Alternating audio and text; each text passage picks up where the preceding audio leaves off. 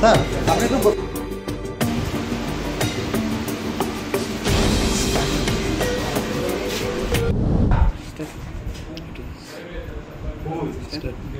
Sir আমরা জানতে পারলাম ধর্মনগর রেল স্টেশন কিছু গাঁজা আটক করা হয়েছে। কোথায় থেকে এই গাড়িটা এসেছিল ট্রেনটি? আজকে দেওঘর এক্সপ্রেস ট্রেনটা ডাউনের দিকে যাইতেছিল আগরতলা থেকে।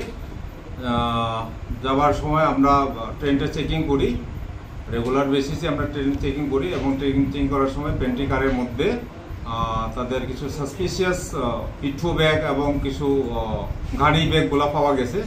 তারপরে তাদের জিজ্ঞেস করলাম এই জিনিসগুলা কি আছে, তারা স্যাটিসফ্যাক্টরি রিপ্লাই দিতে পারেনি। তারপরে আমরা সেটাকে ভালো করে দেখলাম তার সাসপিশিয়াস কিছু নেশা সামগ্রী আছে এখানে। তারপরে আমরা নেমে রেখেছি।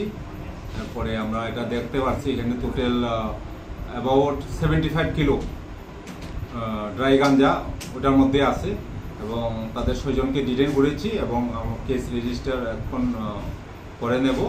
তারপরে তাদের এনেছে আগামীকাল কোর্টে ফরওয়ার্ড করব। স্যার যাদের আটক করেছেন তারা কি রেলওয়ে কর্মচারী? তারা পেন্ট্রি কার স্টাফ, তারা প্রাইভেটের রেলওয়েতেই, তাদের কোনো পার্মানেন্ট না, তাদের একটা সংস্থা থাকে, প্রাইভেট সংস্থা, ওইখান থেকে তারা কাজ করে। কতজনকে আটক করেছে? 6 জন, তাদের 6 জনকে আটক করা হয়েছে। তাদের বাসা স্যার কোন জায়গায়?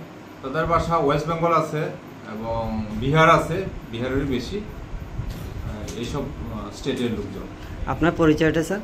আমি OC Dharmanagar GRPS inspector Uttam Kalai. Thank you sir.